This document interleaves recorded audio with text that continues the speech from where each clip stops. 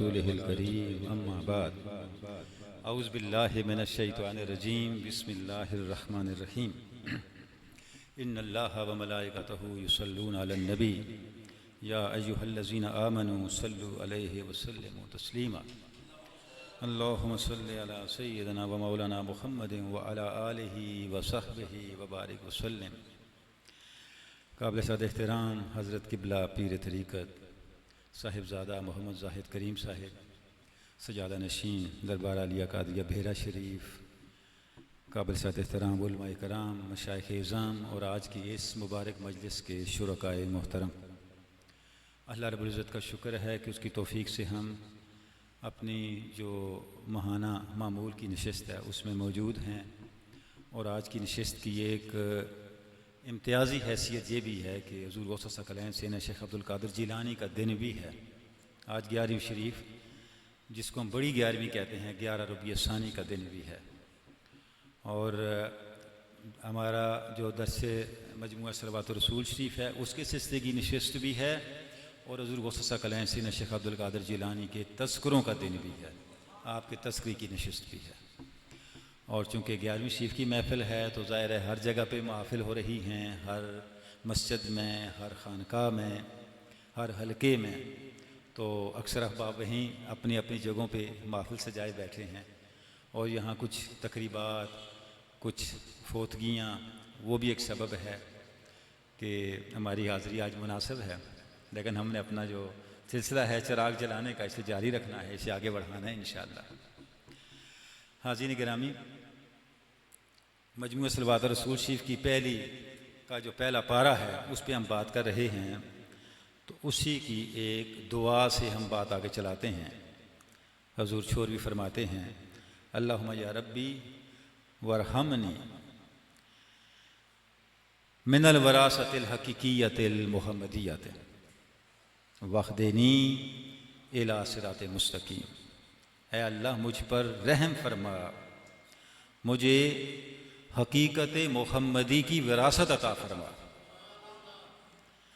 और मुझे सिरात मुस्तकीम पर चला व मुरनी अलैहि, और इस रास्ते पे मुझे दवाम और इस्तिकामत अता फरमा। सिरात मुस्तकीम पर चला और सिरात मुस्तकीम पर दवाम और इस्तिकामत अता फरमा। माल मुत्तकीना, अहले तकवा के साथ, मुत्तकीन की मईयत के साथ। जैसे हम सूरह फातिहा में दुआ करते हैं ना, इहदिना सिरातल मुस्तकीम सिरातल लज़ीना अनअमता अलैहिम, ऐ अल्लाह हमें सिरात मुस्तकीम अता फरमा, उन लोगों का रास्ता जिन पर तेरा इनाम हुआ। वो कौन लोग हैं? वो मुत्तकीन हैं, वो औलिया हैं, सुलहा हैं, अल्लाह की बारगाह के मकबूल लोग हैं। उनकी माइयत में मुझे सिरात मुस्तकीम पर चला। वो हो व कुव्वत हिदायत का, ये जो लोग हैं और इनकी जो निस्बत है ये तेरी हिदायत पे कायम रहने की ताकत है। आमीन माकुल्ल आमीन फिद्दीन, ऐ अल्लाह मेरी दुआओं को कबूल फरमा और मेरी दुआओं को कबूल फरमा, और जितनी दुआएं तेरी रज़ा के लिए की जाती हैं उनकी कबूलियत के साथ मेरी दुआ को भी कबूलियत अता हो। हाज़रीन गिरामी, ये जो दुआ है, इस दुआ में आपने कई बातें मांगी हैं और कई मुआरिफ हैं, कई तरबियत की बातें हैं, लेकिन हमारा जो मरकज़ तवज्जो है गुफ्तगू का वो सिर्फ एक नुक्ता है कि आप ये इरशाद फरमा रहे हैं, अल्लाह मुझे सिरात मुस्तकीम पर गामज़न रख, मुत्तकीन की मईयत के साथ। क्योंकि मुत्तकीन की मईयत के साथ ही वो ताकत मिलती है जो ताकत आदमी को सिरात मुस्तकीम पे इस्तिकामत देती है।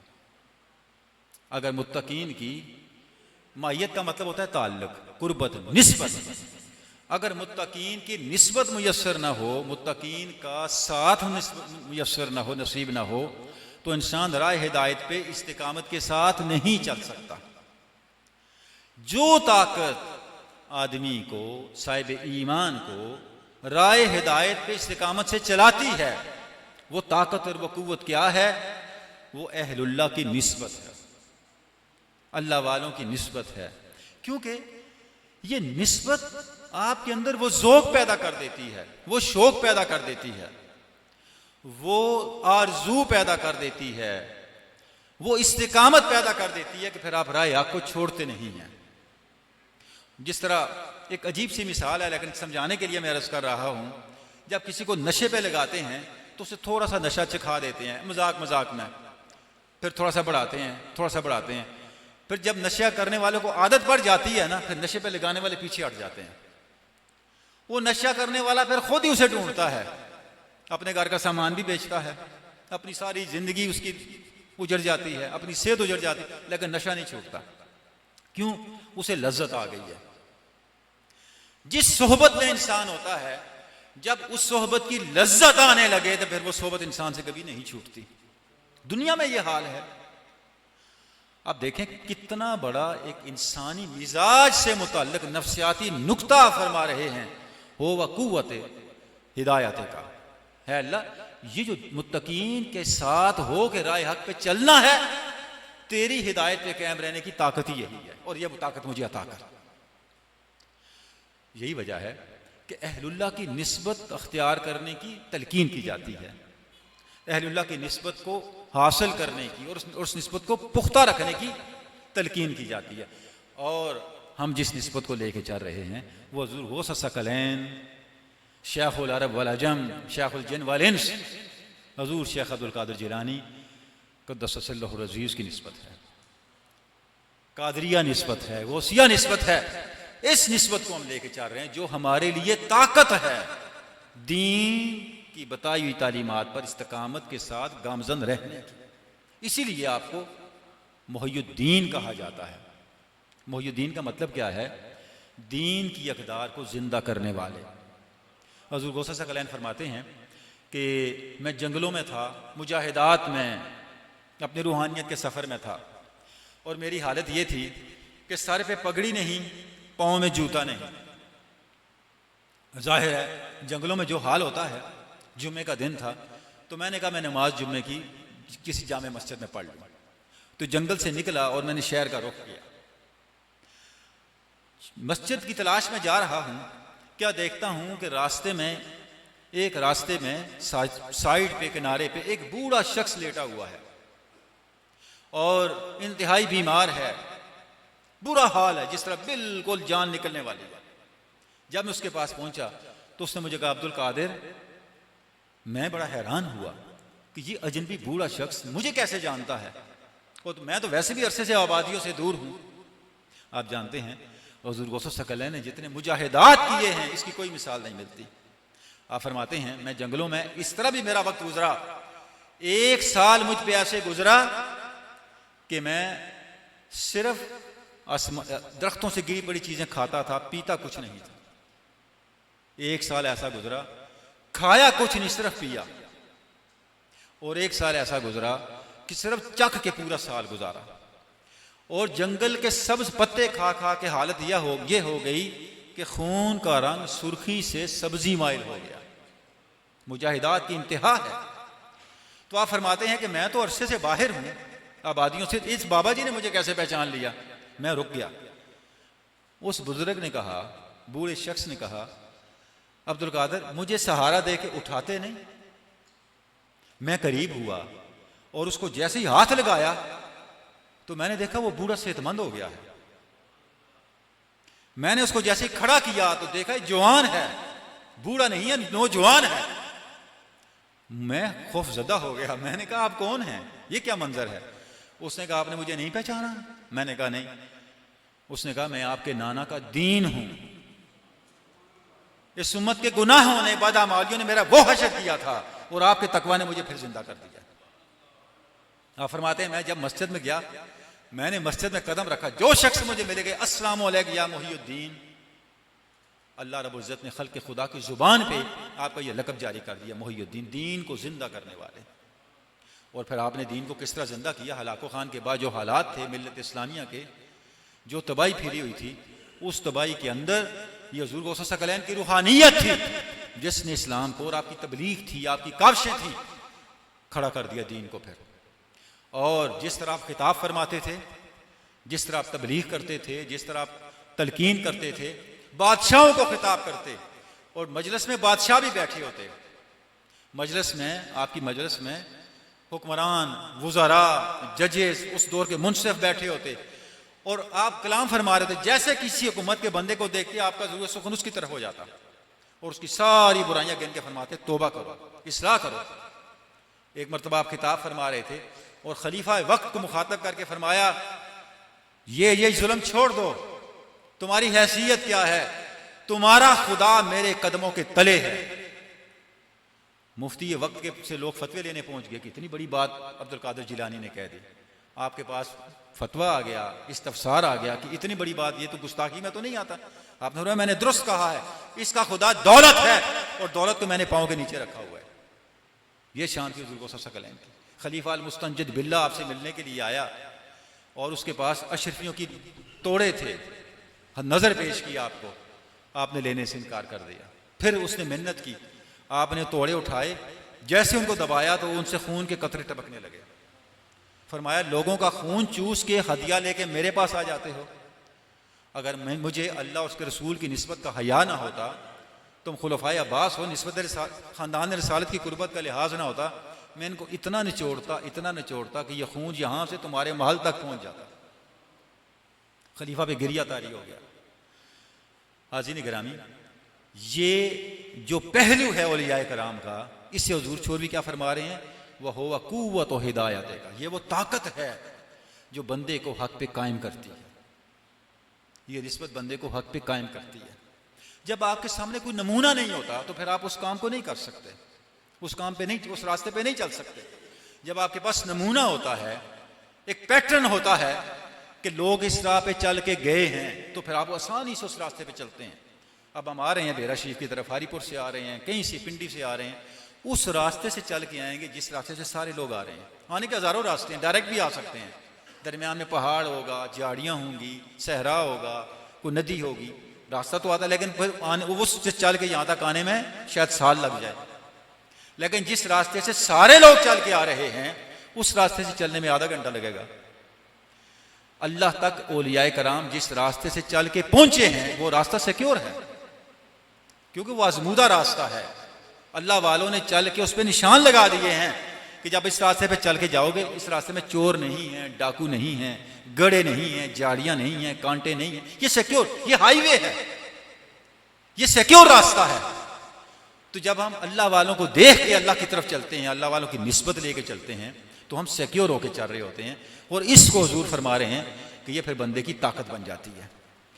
तो उस निस्बत के हवाले से, इस दुआ की तफहीम के हवाले से हम आज हुजूर गौस सकलैन सैयदना शेख अब्दुल कादिर जिलानी क़ुद्दस सिरहुल अज़ीज़ का जिक्र कर रहे हैं। और हम जिक्र कर रहे हैं मजमू सलवातुर रसूल शरीफ की रोशनी में, क्योंकि हुजूर छोरवी क़ुद्दस सिरहुल अज़ीज़ ने जो शान बयान की हुजूर गौस पाक की मजमू सलवातुर रसूल में, वो गैर मामूली है। क्योंकि आपकी निस्बत कादरिया थी, और ये भी बताते, मैं आपकी खिदमत में अर्ज़ करता चलूँ कि आप कई सलासल में अल्लाह रब्बुल इज़्ज़त का आप पे करम था, आपको अपने ज़माने के अजल औलिया से इजाज़तें थी, जिनमें से 14 सलासल का जिक्र आपने खुद फरमाया है। 14 सलासल का जिक्र, बरकत के लिए मैं नाम ले लेता हूँ।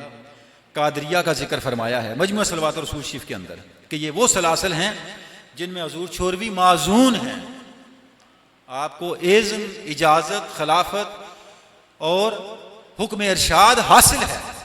सबसे पहले क्या है, कादरिया, उसके बाद चिश्तिया, फिर नक्शबंदिया, फिर सोहरवर्दिया, फिर अकबरिया, हज़रत शाह अकबर का सिलसिला, फिर गिबरविया, नजमुद्दीन कुबरा का सिलसिला, फिर शाज़लिया, जुनैदिया, रिफाइया, बदविया, मदारिया, दसूकिया, खिलवतिया और इदरीसिया अज़ाकिया।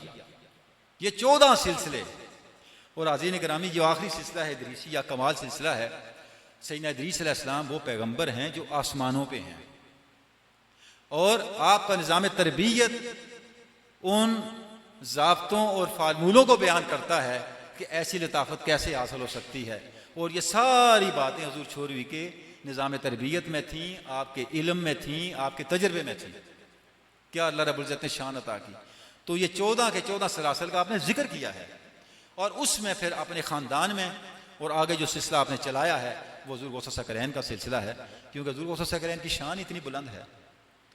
और कि हज़ूर गौस सकलैन का एक फरमान है, आप फरमाते हैं कि मैं उस दरिया में गोताज़न हूँ, उस समंदर में गोताज़न हूँ, ईसा और मूसा को जिसके साहिल पे भी खड़ा होना नसीब नहीं हुआ। अंदाज़ा करें हज़ूर गौस सकलैन की क्या शान है। तो किसी साहब ने मुझसे पूछा, इतनी बड़ी गुस्ताखी कि उन्होंने पैगम्बरों को भी पीछे छोड़ दिया। तो मैंने अर्ज़ किया, आप समझे हज़ूर गौस सकलैन फरमा क्या रहे हैं। आप फरमा रहे हैं मैं नबूवत मुहम्मदी के फैज़ान में गोताज़न हूँ, जिसकी ईसा और मूसा आरज़ू करते रहे। और दुआ किसकी कबूल हुई? ईसा की। नबी होते हुए भी वो उम्मती बन के आएंगे हज़ूर के। पैगंबर जिसके साहिल पे नहीं खड़े हो सके वो नबूवत मुहम्मदी है। और हज़ूर सकलैन उस नबूवत मुहम्मदी के समंदरों में गोताज़न हैं, जिसके बारे में हज़ूर छोरी फरमा रहे हैं, जो मैंने आपके सामने पढ़ा है, अल्लाहुम्मा अरहमनी बेवरासतिल मुहम्मदियत हकीकतिल मुहम्मदियत, कि मुझे हकीकत मुहम्मदी की विरासत अता फरमा। और विरासत आती कहाँ से? हज़ूर गौस सकलैन के रास्ते से आती है।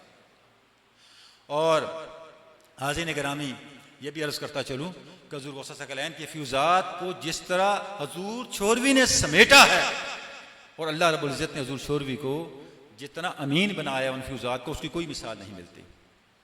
हज़ूर छोरवी हज़ूर गौस सकलैन से शेख अब्दुल कादिर जिलानी क़ुद्दस सिर्रुल अज़ीज़ के वो ख़ास मलफूज़ात और औराद जो आपकी शान को नुमायाँ करते हैं और तारीख़ तसव्वुफ़ में उसकी कोई मिसाल नहीं मिलती, वो सारे के सारे हज़ूर छोरवी क़ुद्दस सिर्रुल अज़ीज़ को उस वक्त अता हुए जब आप बगदाद शरीफ तशरीफ़ ले गए थे। और वो औराद हाज़िरीन गिरामी सवाए मजमूआ सलवात रसूल शरीफ के कहीं मौजूद नहीं है इस कुरान पर। मैं पूरे एतमाद से आपको बता रहा हूँ, जितनी चीज़ें हज़ूर गौस पाक की छपी हुई हैं वो सारी हमने देखी हैं। और अल्हम्दुलिल्लाह 11 दिन मैं गौस पाक के मज़ार पे गुजार के आया हूँ। 11 दिन मुझे मौका मिला, आज से 4-5 साल पहले मैं गया बड़ी 11वीं शरीफ पे, तो वहाँ पे 11 दिन मुझे क़याम का शर्फ हासिल हुआ। और वहाँ भी कोशिश की ढूंढने की, नहीं मिले, वो रात मौजूद ही नहीं है। और उसको फिर हमने अलग से छापा है मुंतखब औराद कादरिया के नाम से, इस्लाम रहमानिया शरीफ से मिलता है वो पूरी किताब शबरुल अस्माउल इलाहिया के नाम से। और उन औराद की बुनियाद भी इदरीस अलैहिस्सलाम के औराद हैं, जिस सिलसिले का आखिर में जिक्र है। कुछ इल्मी बातें मैंने कहा आपकी खिदमत में अर्ज़ कर दूँ, रिकॉर्ड भी हो जाएंगी और अहले इल्म के ज़ौक़ के लिए भी वो मौजूद रहेंगी। तो हज़रत इदरीस अलैहिस्सलाम ने जो 41 कुर्बत खुदावंद को पाने के फार्मूले दिए थे, बुनियादी औराद दिए थे, उन औराद की तोज़ी हज़ूर गौस सकलैन ने की है। और वो तोज़ी, वो उसकी तशरीह जो है वो हज़ूर छोरवी के औराद में मौजूद है। और आपने वो सारा मजमू सलवात रसूल शरीफ में भी जमा कर दिया है, और आपकी अलग ब्याज में भी था, जिसको हमने मुंतखब औराद कादरिया के नाम से छापा है, शाया किया है। छपी हुई चीज़ है, यानी ये कोई हवाई बात नहीं है। और वो छपा हुआ अब आप देख सकते हैं। ज़ाहिर मजमू शरीफ से ढूंढना मुश्किल है, तो पूरी किताब है ना 30 पारे, कोई कहाँ कोई कहाँ, तो अलग किताब हमने अलग करके छाप दी, वो 41 के 41 औराद। वो आप देखें, अहले इल्म देखें, उसकी असल आपको इस कुरान अर्ज़ पर किसी किताब में नहीं मिलेगी। ये आपका इम्तियाज़ है हज़ूर छोरवी क़ुद्दस सिर्रुल अज़ीज़ का। और हज़ूर गौस सकलैन के साथ आपका कुर्ब है, हज़ूर गौस सकलैन के साथ आपका ताल्लुक़ है, कि उस ताल्लुक़ की गहराई देखें कि हज़ूर गौस सकलैन ने किस हद तक हज़ूर छोरवी को नवाजा और आपके अपने फ्यूज़ात का अमीन बनाया। तो मैं ये अर्ज़ कर रहा था कि कुछ बातें हम मजमू सलवात रसूल शरीफ से अर्ज़ करना चाहेंगे कि क्या शान बयान करते हैं आप मुख्तलिफ पारों में, हज़ूर गौस सकलैन का जिक्र किया है।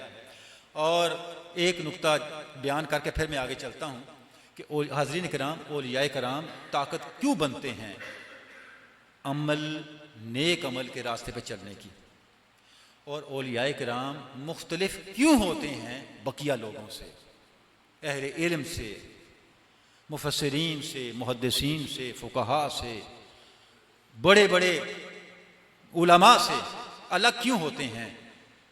फ़र्क ये है, सब के पास अल्फाज होते हैं, औलियाए किराम के पास अल्फाज भी होते हैं, अल्फाज की हकीकत भी होती है। ये बुनियादी फ़र्क है। हज़ूर गौस सकलैन ख़िताब फरमा रहे हैं, और आप जानते हैं कि आप के दिन मुकर्रर थे महीने में जब आप वास फरमाते थे, लाख हज़ारों लोग बैठे होते थे, और ये आपकी करामत थी, जब आप गुफ्तगू फरमाते पास बैठा हुआ भी वैसे ही सुनता और उसी तरह आखिरी आदमी भी सुनता। और 20 उलमा कलम दुआत लेके बैठे होते, आपके मवाइज को लिखते, वो छपे हुए हैं सारे फतेह रब्बानी के नाम से और फतूल गैब के नाम से। और अब भी आप पढ़ें, आपको लगता है कि गौस पाक बोल रहे हैं। आप उस यानी कि उस आपका जो खिताबात हैं, आपकी जो तकारीर हैं जो छपी हुई हैं अरबी ज़ुबान में, उसमें तालीम, तासीर, दबदबा और आपकी जो शान जलालत है वो उसमें झलकती हुई नजर आती है। और ऐसा भी होता, आप खिताब फरमा रहे होते, उस मजलिस से बाज़ वक़्त कई जनाजे उठते, तासीर का ये आलम था। तो हुज़ूर गौस सकलैन खिताब फरमा रहे हैं, मस्जिद भरी हुई है, लोग बैठे हुए हैं, अचानक छत से एक सांप गिर पड़ा। जैसे ही सांप गिरा, अब हम जो बात कर रहे हैं, जैसे सांप गिर जाए तो क्या होगा, कोई बैठेगा यहाँ? सब ने दौड़ लगा दी, सब भाग गए। हुज़ूर गौस पाक बैठे हुए और खिताब जारी है। सांप फिर रहा है, फिरते फिरते सांप हुज़ूर गौस पाक के पास आ गया और आपकी गोद में आ गया, आपकी गुफ्तगू जारी है। आस्तीन से दाखिल हुआ और अंदर लौटने लगा, आपने कोई महसूस नहीं किया, हत्ता कि इधर से निकल के सामने आके खड़ा हो गया। और सांप ने आपसे गुफ्तगू की। सांप ने कहा, अब्दुल कादिर, मैंने बड़े बड़े लोगों को आजमाया, कोई तो सचमुच ही भाग गया, नहीं टिका, कोई भागा नहीं, लेकिन उसके दिल पे खौफतारी हो गया। ना तू जाहिरन डरा, ना तेरा दिल डरा। अब गौस पाक का जवाब सुनिए। मैंने एक जुमला कहा था कि औलिया में और आम लोगों में फ़र्क क्या होता है?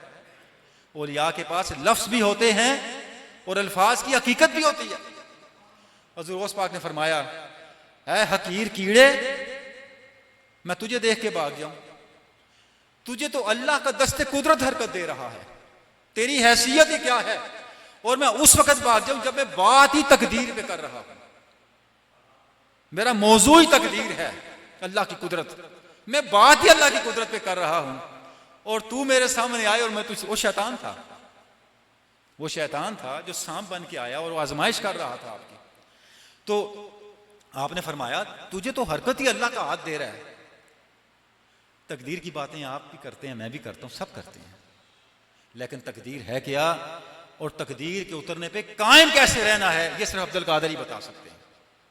मुवाफ़िक़ती बिल क़द्र औ सलनी इलल क़ादिर, आप फरमाते हैं मैंने अल्लाह की तकदीर की मुवाफ़िक़त अख्तियार की, हत्ता कि मैं कादिर तक जा पहुंचा और अब्दुल कादिर हो गया।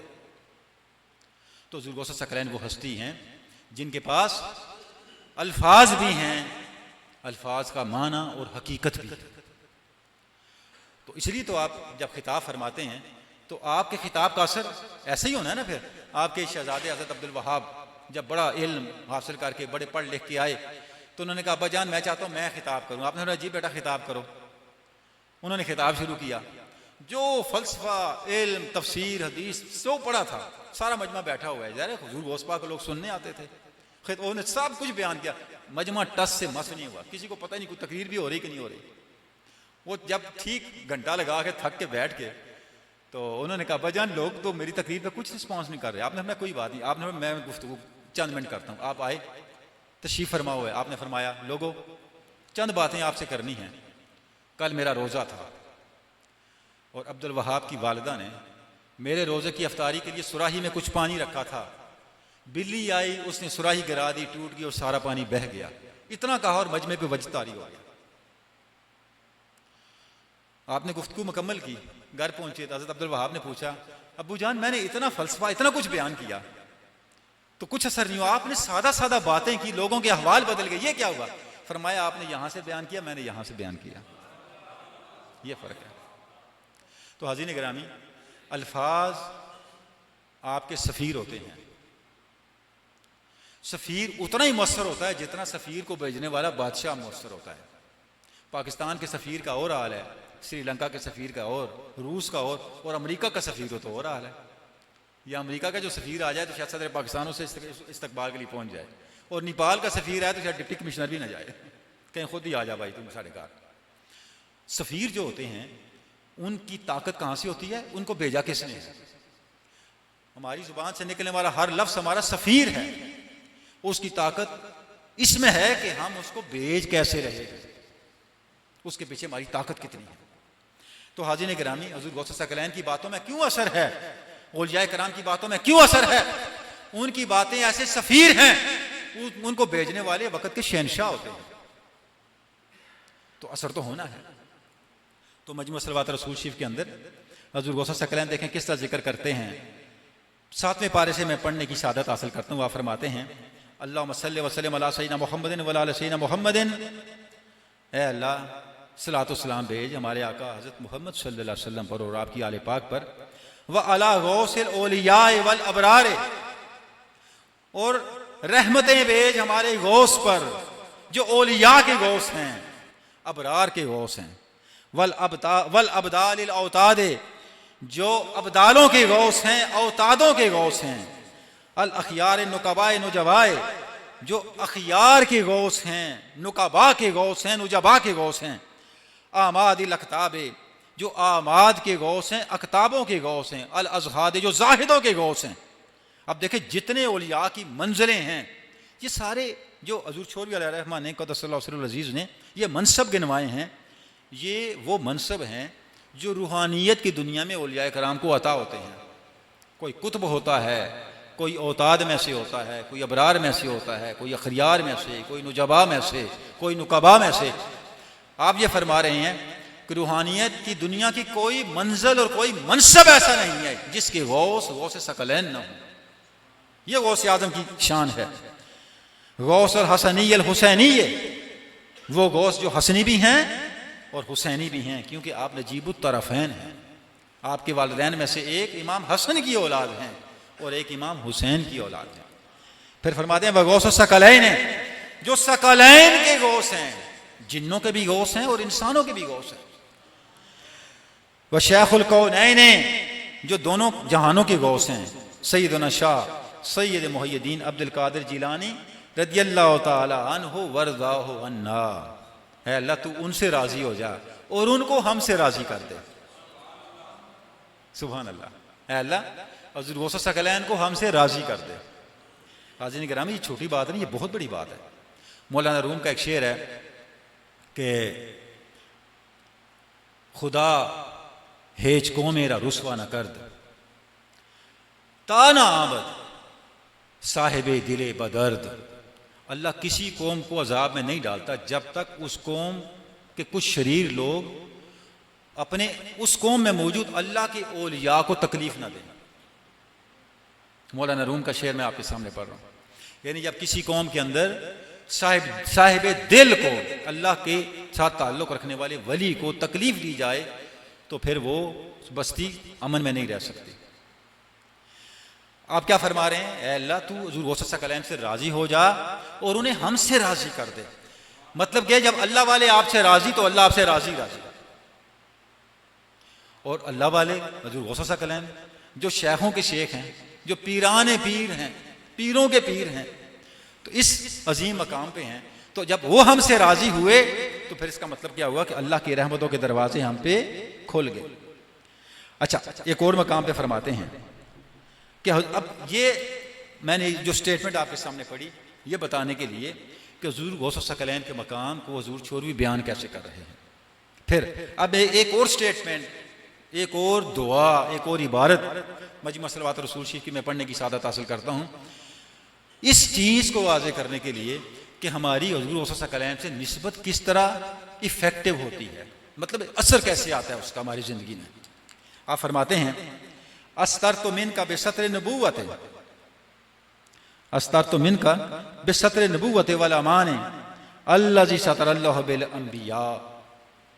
है अल्लाह, मेरे ऊपर जो मुसीबतें आनी हैं, जो तकलीफ़ें आनी हैं, मैं उन मुसीबतों और तकलीफ़ों के सामने ढाल बनाता हूँ। जब तीर आ रहा होता है ना, आदमी आके ढाल रखता है कि तीर मुझे लग ना जाए।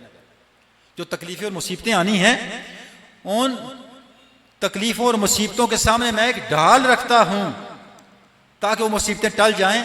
कौन सी ढाल? जो नबूवत की ढाल है, जिससे अंबिया ने अपनी ढाल बनाई।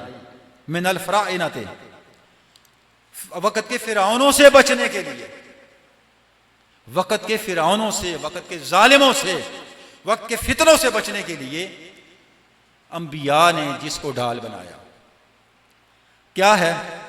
अब वो ढाल क्या है? जिब्रील हन यमीनी, मेरे दाएं तरफ कौन हूं? जिब्रील अलैहिस्सलाम। व मीकाईल हन यसारी, मेरी लेफ्ट साइड पे कौन हूं? मीकाईल अलैहिस्सलाम हूं। व मुहम्मद सल्लल्लाहु अलैहि वसल्लम अमामी, और मेरे सामने कौन हूं? हुजूर रिसालत माब सल्लल्लाहु अलैहि वसल्लम। यानी अगर आप एक ऐसे कले में बैठे हों जिसकी इस तरफ की दीवार भी मजबूत हो, इधर भी मजबूत, दाएं बाएं सब दीवारें मजबूत हों, तो फिर वहाँ पे दुश्मन के हमले का ख़तरा नहीं रहता। आप बता रहे हैं कि अंबिया ये करते रहे हैं कि वो जिब्रील को दाएं लेके चलते रहे हैं, मीकाईल को बाएं लेके चलते रहे हैं, और आप सल्लल्लाहु अलैहि वसल्लम का वसीला सामने रख के चलते रहे हैं। सीरत की किताबें बड़ी पड़ी हैं इसके नज़ायर से। लेकिन मिल्लत इस्लामिया और हजूर की उम्मत का शरफ ये है, आप फरमाते हैं व शेख मुहियुद्दीन शेख अब्दुल कादिर किदवती व ईमानी, और मेरे और इस शरफ के साथ मेरे रहनुमा और इमाम कौन हैं? हजूर गौस सकलैन सैयदना शेख अब्दुल कादिर जीलानी। ये शान है आपकी। अच्छा, उसके बाद हाज़रीन गिरामी, आप किस एक से बढ़ के एक शान बयान कर रहे हैं हजूर गौस सकलैन की। अब आगे थोड़ा सा चलते हैं। हजूर छोरवी की ये भी शान है, मजमू सलवात रसूल शरीफ का इम्तियाज़ है हाज़रीन गिरामी, कि इसमें अल्लाह के अस्मा, हजूर रिसालत माब सल्लल्लाहु अलैहि वसल्लम के अस्मा और सालिहीन उम्मत में से बड़ी हस्तियों के अस्मा भी इस किताब का हिस्सा हैं। पहला पारा हम पढ़ रहे हैं, हमने जिक्र भी किया है, आप देखें कि अल्लाह रब्बुल इज़्ज़त के जो 99 अस्मा मज़कूर हैं हदीस के अंदर, उसके अलावा भी जो अस्मा हैं वो आपने मुख्तलिफ अंदाज से, मुख्तलिफ पैरायों से बयान किए। हजूर के अस्मा से पूरा दुरूद शरीफ पढ़ा हुआ है, पूरा मजमू सलात रसूल शरीफ ही, लेकिन 16वां पारा ऐसा पारा है जिसमें आप सल्लल्लाहु अलैहि वसल्लम के 200 से ज़ायद अस्मा एक नुदरत के साथ आपने बयान किए हैं कि हर इसम की असल कुरान मजीद की आयत से दी है, और उसके साथ फिर एक दुआ और एक ज़ाब्ता बयान किया है। जब हम इंशाअल्लाह उस पर पहुँचेंगे उस पर बात भी होगी। 16वां पारा शुरू इस बात से होता है कि उसमें आप सल्लल्लाहु अलैहि वसल्लम के 350 से ज़ायद अस्मा, उनके आप सल्लल्लाहु अलैहि वसल्लम के नाम बयान किए हैं। आप देखते हैं ना, अक्सर मस्जिदों में भी लिखे होते हैं, कुरान शरीफ में भी देखें तो आखिर में लिखे होते हैं। तो ये जो अस्मा है ये बहुत कदीम अहादीस की रोशनी में आइमा ने निकाल के मुरतब किए हैं। आपने क्या किया, उन अस्मा की असल बताइए कि ये इसम किस आयत से है, और फिर आगे उन अस्मा की शान, उससे मिलता क्या है, उससे फैज़ क्या मिलता है, वो बयान किया है। हमारा ये चूँकि मौजू नहीं है, मैं सिर्फ एक इसम बरकत के लिए पढ़ देता हूँ। 16वें पारे से आप फरमाते हैं अल्लाहुम्मा सल्ली वसल्लम अला सय्यिदिना मुहम्मदिन व अला सय्यिदिना मुहम्मदिन मुस्सहिहिल हसनात। ऐ अल्लाह, दुरूद व सलाम भेज हमारे आका आप सल्लल्लाहु अलैहि वसल्लम पर जो मुस्सहिहिल हसनात हैं। मुस्सहिह कहते हैं करेक्शन करने वाले को, गलतियाँ ठीक करने वाले को। हसनात कहते हैं नेकी को। रसूलुल्लाह वो हस्ती हैं जो अपनी उम्मत की नेकियों में से गलतियाँ निकाल देते हैं। कुर्बान जाएं। हुजूर की शान क्या है, आप उम्मत की गुनाहों की मगफरत की दुआ करते हैं। हमारे अमाल पेश होते हैं हुजूर की बारगाह में। हदीस पाक में कई जगहों पे मज़कूर है, सूरह तौबा की आखिरी आयत यही बयान कर रही हैं कि हमारे अमाल हुजूर के सामने पेश होते हैं। आप उम्मत की नेकियां देख के खुश होते हैं और गलतियां देख के परेशान होते हैं, उम्मत के लिए मगफरत की दुआ करते हैं। गुनाहों को मिटाने के लिए उम्मत के लिए मगफरत की दुआ फरमाते हैं, और नेकियों में जो नक्स होता है उसे हुजूर अपनी तवज्जो से दूर फरमाते हैं। क्या शान है, सुभान अल्लाह। इस शान को जो नाम बयान करता है हुजूर का, वह है मुस्सहिहिल हसनात। अब हुजूर छोरवी क्या फरमा रहे हैं, अल्लाहुम्मा सल्ली अला सय्यिदिना मुहम्मदिन व अला सय्यिदिना मुहम्मदिन मुस्सहिहिल हसनात। मैंने क्या कहा, अर्ज़ किया था, जो नाम आप लेके आते हैं आप सल्लल्लाहु अलैहि वसल्लम का इस पारे के अंदर, उस नाम के साथ एक ज़ाब्ता है। फिर कुरान शरीफ की आयत, ये नाम निकला कहाँ से है। अब ये नाम बयान कर दिया मुस्सहिहिल हसनात, आगे क्या कहते हैं, सलातन तो सहिहुना बिहा बेसहाहे फसाहे फुराहे सुराहे कुराहे मिम्मा आदने ज़खायर सरायर इन्नल हसनात युज़हिबन अस्सय्यिआत। दरमियान में पूरा ज़ाब्ता दिया कि ऐ अल्लाह, और दुआ दी, ऐ अल्लाह हमारे गुनाहों को इस तरह से हुजूर की बरकत से दूर कर दे। क्यों, तेरा अपना वादा है, इन्नल हसनात युज़हिबन अस्सय्यिआत, जब नेकियां आती हैं तो गुनाह और नक्स ख़त्म हो जाते हैं। यानी बताया ये जो इसम है कुरान शरीफ की इस आयत से माखूज है। तो अज़ीज़ गिरामी इस तरह 250-300 के करीब अस्मा हैं। हर इसम को आपने क्या किया, बयान किया है कि ये किस आयत से माखूज है और इससे हमारे लिए ज़ाब्ता क्या निकलता है।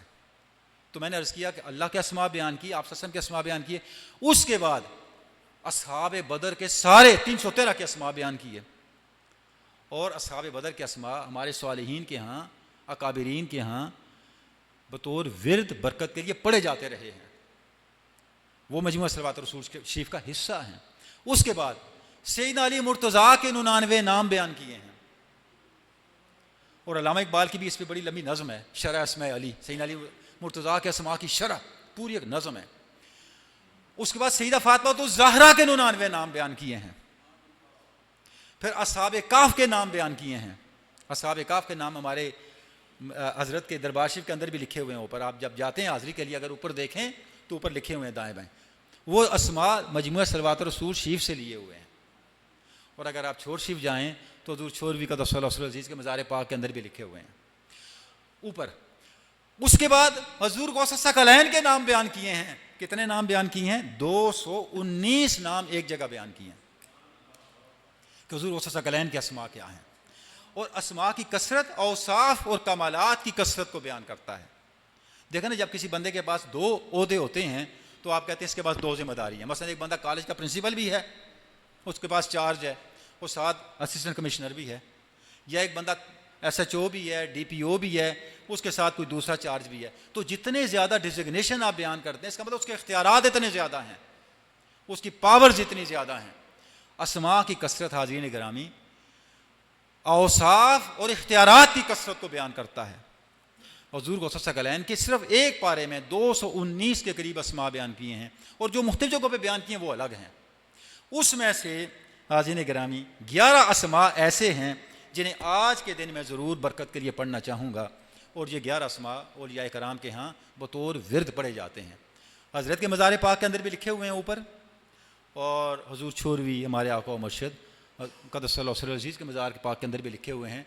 और अजल औलिया कराम, बड़े बड़े औलिया कराम विर्द के तौर पे पढ़ते रहे हैं। और बड़ी ख़ास बात आपको अर्ज़ करूँ, अक्सर जगहों पे मैंने देखा है, ये अस्तग़फ़िरुल्लाह कोई बड़ी बात नहीं है, सिर्फ एक इस क्लैरिटी के लिए अर्ज़ कर रहा हूँ, गलत पढ़े जाते हैं। गलत इसलाह मैंने कई जगहों पे मजमुआ सलवात रसूल शरीफ की रोशनी में लोगों को करेक्ट लिख के दिए हैं कि इस तरह पढ़ें, असल ये है।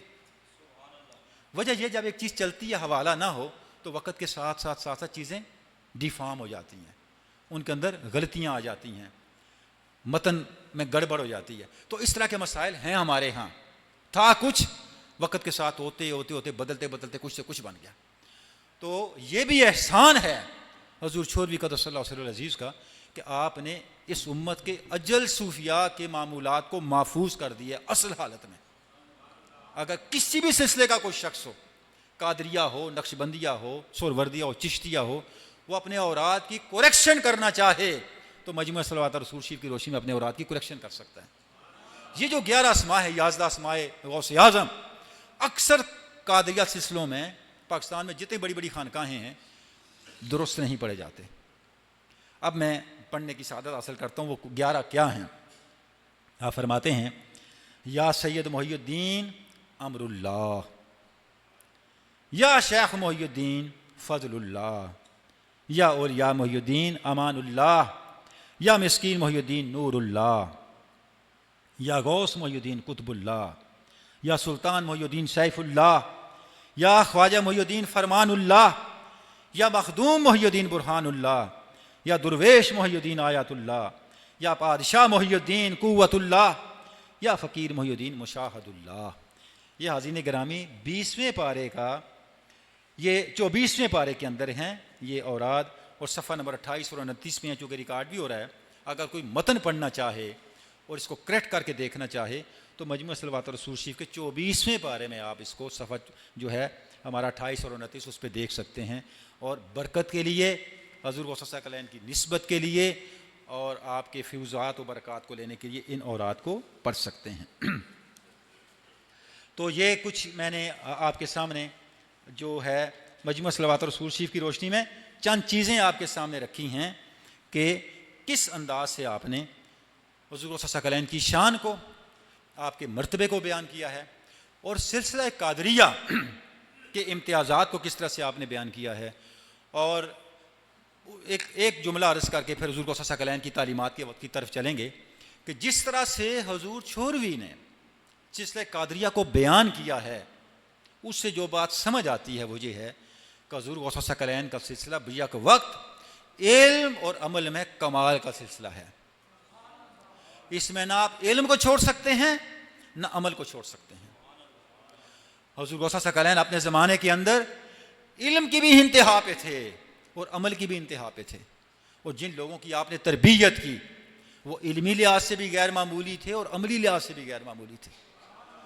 बैतुल मक़दस आप जानते हैं कि हज़रत उमर फ़ारूक के ज़माने में फ़तह हुआ, और हज़रत उमर फ़ारूक के बाद सदियों बाद जब कम व बेश 9-10 सलीबी जंगों के बाद जाके ईसाइयों ने उस पर कब्ज़ा कर लिया बैतुल मक़दस पे, तो फिर क्या हुआ, फिर सुल्तान सलाहुद्दीन अय्यूबी आए जिन्होंने बैतुल मक़दस को बाजियाब करवाया, और सुल्तान सलाहुद्दीन अय्यूबी खुद हुज़ूर गौस सल्लल्लाहु अलैहि वसल्लम के सिलसिले के साथ वाबस्ता थे। उनके वालिद मुरीद थे हुज़ूर गौस पाक के, और सुल्तान सलाहुद्दीन अय्यूबी को बचपन में हुज़ूर गौस पाक के पास लेके गए दुआ के लिए, और आपने दुआ दी कि ये बच्चा जब बड़ा हो तो इस्लाम का सिपाही बने। और सुल्तान सलाहुद्दीन अय्यूबी के लश्कर में जितने लोग थे, ओहदेदार थे उसकी सिपाही के, वो सब के सब सिलसिला कादरिया में हुज़ूर सल्लल्लाहु अलैहि वसल्लम के तरबियत याफ्ता या आपके खुलफा के तरबियत याफ्ता लोग थे।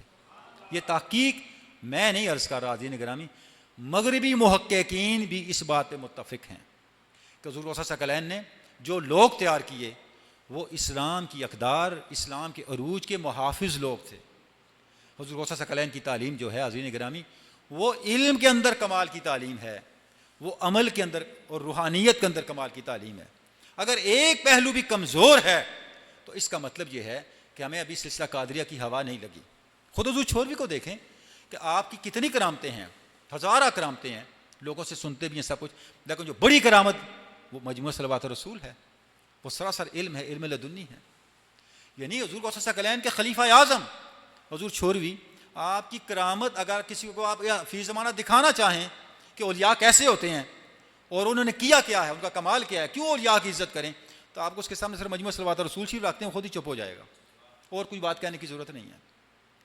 कि इस किताब के अंदर जो कुछ आपने बयान कर दिया है, लिखना तो दूर की बात है, भी इससे ऐसा इसकी वजाहत ही करके दे दो तो बड़ी बात है। बड़े बड़ों की सिटी गुम हो जाती है, ज़ुबानें गुंग हो जाती हैं देख के कि आपने किस तरह के हक़ाइक़ बयान किए हैं। उस हस्ती ने जिन्होंने किसी उस्ताद से नहीं पढ़ा, किसी मकतबे में नहीं गए, किसी मदरसे में नहीं गए, तो आपकी सबसे बड़ी करामत क्या है? इल्मी करामत है। जो इल्म का सरचश्मा है वो सिलसिला कादरिया से वाबस्तगी हो और इल्मी तौर पे कमज़ोर हो, ये नहीं हो सकता। हुज़ूर गौस सल्लल्लाहु अलैहि वसल्लम का निज़ाम तरबियत इल्मी लिहाज से भी दर्जा कमाल पे लेके जाता है और अमली लिहाज से भी दर्जा कमाल पे लेके जाता है। कुछ बातें, आज आपका दिन है हुज़ूर गौस सल्लल्लाहु अलैहि वसल्लम का, तो आपकी तालीमात के वाले से मैं अर्ज़ करके फिर अपनी गुफ्तगू को कंक्लूड करते हैं। आपकी किताब है फतूहुल गैब। फतूहुल गैब वो किताब है जिसमें आपकी अक़वाल जमा हैं, आपकी गुफ्तगुओं को जमा किया गया है। जो मुख्तलिफ़ मौक़े पे आपने गुफ्तगू फरमाई, तरबीती गुफ्तगू फरमाई अपने शहज़ादों से, अपने साहिबज़ादों से या अपने मुरीदीन से अपने हलके में, तो उस ज़माने में आपके मुरीदीन ने और आपके शहज़ादों ने उन गुफ्तगुओं को जमा किया है। उसमें एक मकाला है और उसको मकालात कहते हैं, यानी मुख्तलिफ़ नशिस्तों की बातें, और इसका उन्वान उन्होंने रखा है फतूहुल गैब। फतूहुल गैब का मतलब क्या है? फतूहुल गैब का मतलब ये है उस दुनिया के ख़जानों को पा लेना जिसे आंखें नहीं देख सकती, इससे फतूहुल गैब कहते हैं। और आज़ीन गिरामी, ये छोटी सी किताब है देखने में, यानी 60-70 सफ़ात की किताब नहीं होगी, लेकिन इतनी बड़ी किताब है कि शेख मुहक्किक शेख अब्दुल हक मुहद्दिस देहलवी जैसी शख्सियत ने इसकी शरह लिखी है। और अब्दुल हक मुहद्दिस देहलवी फरमाते हैं कि जब मैं इसकी शरह लिखने बैठा तो मुझ पर कपकपी तारी होगी, कलम ने साथ छोड़ दिया, मेरी ज़ुबान गोंग अकल माउफ होगी, क्या लिखूँ।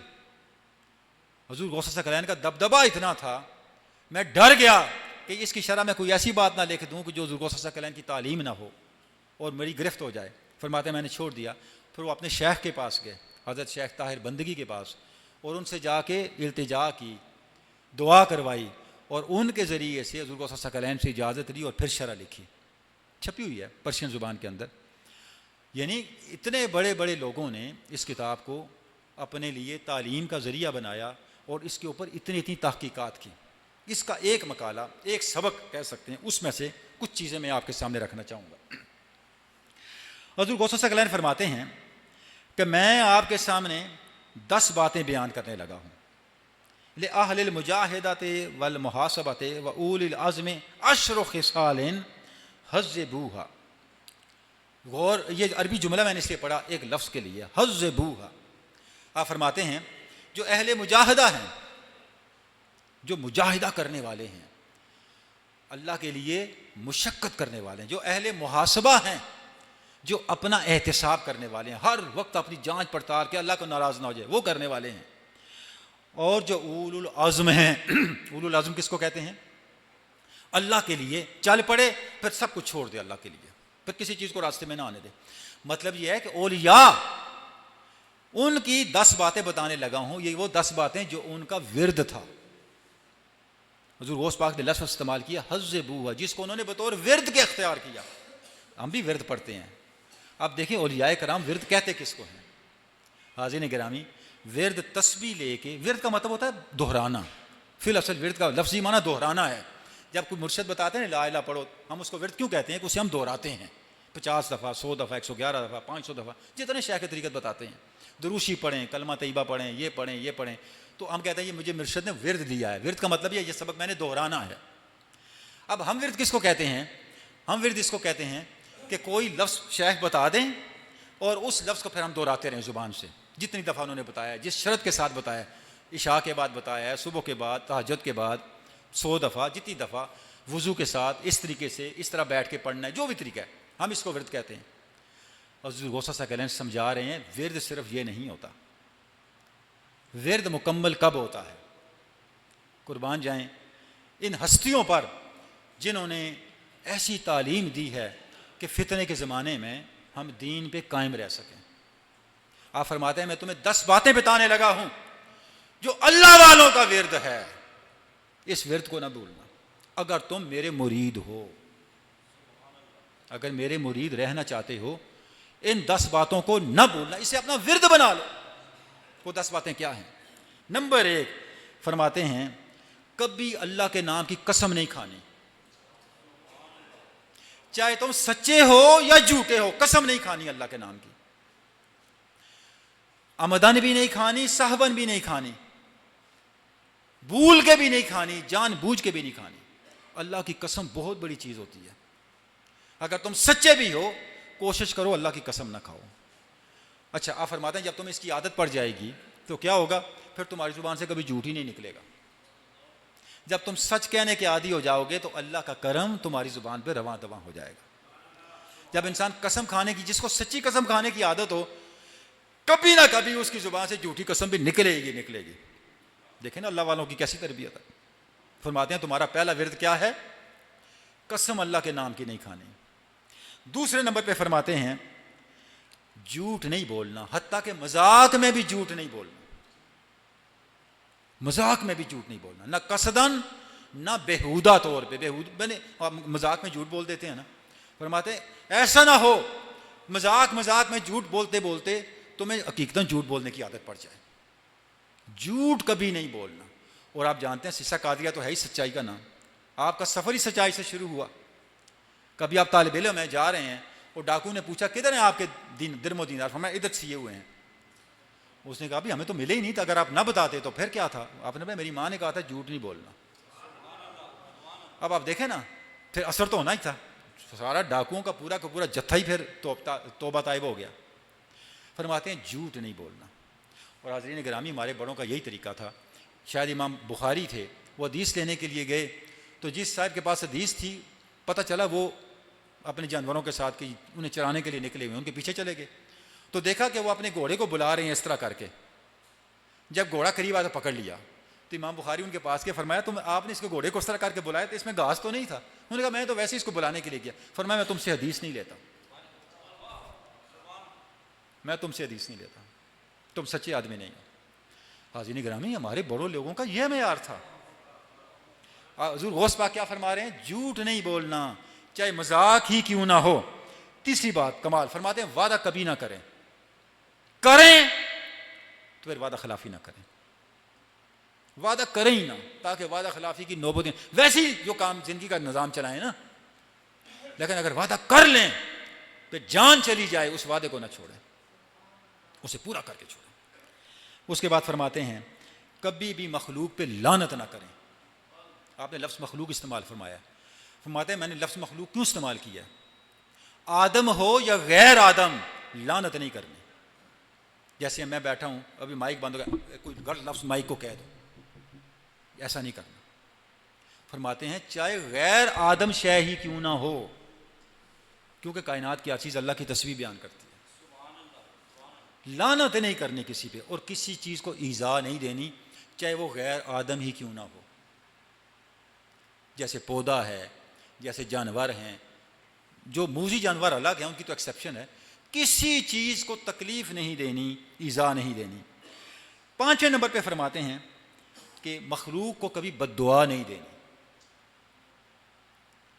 और मखलूक की बातों को बर्दाश्त करना है, बदला नहीं लेना, बद्दुआ नहीं देनी। ना बद्दुआ दिल से देनी है ना अमल से। जब तुम इस तरह करोगे तो तुम्हारे दिल में अल्लाह के रहमत को जज़ब करने की सलाहियत पैदा होगी। ना अल्लाह से शिकवा करो, ना मखलूक को बद्दुआ दो। हाज़रीन गिरामी, ये वो वस्फ है जिसकी तरफ हुज़ूर गौस पाक इशारा फरमा रहे हैं। अगर ये वस्फ इंसान में ना हो तो उसके बातन में वुसअत पैदा ही नहीं होती। क्यों? मसला ये है, जब आप तकलीफ के अंदर पेशेंस का मुजाहरा करते हैं, बर्दाश्त का मुजाहरा करते हैं, उससे क्या होता है कि आपके बातन में तोसी होती है, वुसअत आती है। और अगर मुजाहरा नहीं करते तो इंसान का बातन सती रहता है, उसमें डेप्थ पैदा नहीं होती। और ये करना कैसे है? आप ससम तशरीफ ले जा रहे हैं, बुखारी शरीफ की हदीस है, तो आपने देखा कि एक कब्र के किनारे एक खातून बैठी रो रही है। तो आप उसके करीब के फरमाया, क्यों रो रही हो बीबी, क्या हुआ? उस खातून ने कहा, मेरा जवान बेटा मर गया, मैं उसके दुख में रो रही हूँ। आपने फरमाया सब्र करो। उसने कहा, बेटा मेरा मरा है ना, आपका मरा होता तो पता होता। जिसका बेटा मरता है उसे पता होता है। वो हम कहते हैं ना, जिथे आगे बल्दी तो उत्थे पता होता है, सेक की कहने ने। बेटा मेरा मरा है, आप कह रहे सब्र करो। अच्छा, आप तशरीफ ले गए। बाद में जब उसको होश है, उसने कहा कौन आया था? तो लोगों ने बताया रसूलुल्लाह थे। उसने कहा, ओहो, मेरा तो ईमान ही चला गया, मैंने क्या कह दिया? अब दौड़ती दौड़ती आपकी बारगाह में आई और अर्ज़ के, या रसूलुल्लाह मुझसे गलती होगी, मैं तो शिद्दत गम में थी, मुझे पता ही नहीं चला मैंने क्या कहा। आपने फरमाया था सब्र करो, मैं सब्र करती हूँ। अब हाज़रीन गिरामी, सुनने की बात, उस खातून ने क्या कहा, या रसूलुल्लाह मैं तो जो गलती गुस्ताखी मैं माज़रत चाहती हूँ और मैं सब्र करती हूँ। आपने फरमाया कोई बात नहीं, जो कुछ हुआ कोई बात नहीं, तुम गम में थी, लेकिन सब्र वही था जो तू उस वक़्त करती। ये बात है, सब्र वही था जो तू, जो कहना हो तो कह देता भाई, तकलीफ है अल्लाह नहीं मिले ऐसा, और कोई नहीं मिला, मखलूक मेरा ही नुकसान होना चाहिए मेरे भाई। इतना ही हाथ पड़ता था ना, अगर अल्लाह सामने होता तो शायद माज़अल्लाह अल्लाह का गिरबान भी पकड़ लेते। सामने नहीं, जुबान ही चलती थी, चला ली, अपना रांझा राज़ी कर लिया, अपना पूरा गुस्सा निकाल लिया। बाद में कहा जी मैं तो अल्लाह की तकदीर पे राज़ी हूँ। अब खाक राज़ी हैं, आप किस बात के राज़ी हैं जी? जो किसी बंदे के साथ मामला था, गिला था, उस वक़्त उसके साथ गालम गलोज जो अपना जोर ज़रबी होता था सारा चला लिया। बाद में कह दी चलो जी माफ़ करते हैं, कोई बात नहीं। हुज़ूर गौस पाक फरमा रहे हैं, दिल से भी और अमल से भी किसी को लानत मलामत नहीं करना, मखलूक खुदा की अज़ियतों को बर्दाश्त करना है, अज़ियत के जब बदले में अज़ियत नहीं देनी। छठी बात फरमाते हैं, आम मुसलमानों पर कुफर, शिरक और मुनाफिकत के इल्ज़ाम नहीं लगाने। देखें आज हमारी सोसाइटी इस बहरान का शिकार है। हर बंदा दूसरे को काफिर, मुशरिक, मुनाफिक बनाने पर तुला हुआ है। और आपने एक लफ्ज़ इस्तेमाल फरमाया है, अहले किबला।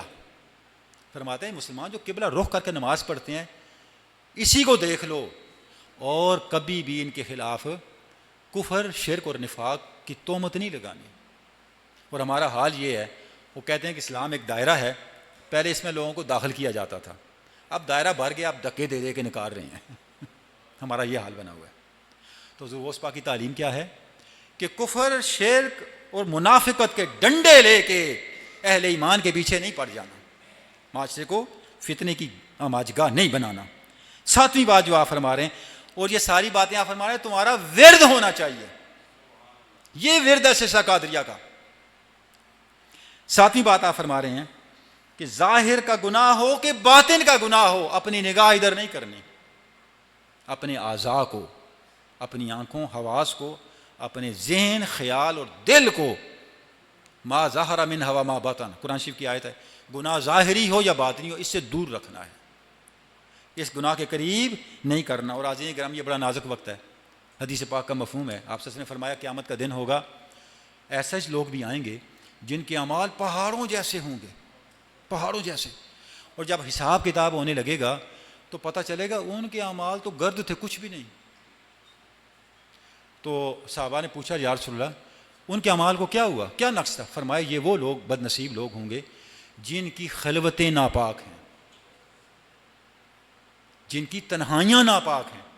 वैसे वो इबादत गुजार हैं, लोगों के सामने मामूलात में नमाज पंजगाना पढ़ना, सब कुछ करना, हज ज़कात सब, लेकिन जब वो तन्हाई में होते हैं तो उस वक़्त पाकीज़ा नहीं होते। और ये फितना आज के दौर के आज़ीन गिरामी, ये सोशल मीडिया, ये मोबाइल, इसने हमसे हमारी तन्हाइयाँ छीन ली हैं। हर बंदे का ज़हन, हर बंदे का बातन, हर बंदे की तन्हाई को इस सोशल मीडिया के दज्जाल ने आलूदा कर दिया है। आप फरमा रहे हैं कि बातनी गुनाह हो या ज़ाहिरी गुनाह, इससे आज़ा, हवास और ख्याल, बातिन को पाक रखना है। उसके बाद फरमाते हैं, आठवीं बात, कमाल बात फरमाते हैं, अपनी गलतियां और अपना बोझ मखलूक पे नहीं डालना। हमारा क्या काम है, गलती मेरी किसी और को आगे कर दिया। अपनी गलतियां और अपने झूठ और अपना बोझ मखलूक पे नहीं डालना। मखलूक पे बोझ डालने वाले ना बनो, मखलूक का बोझ उठाने वाले बनो।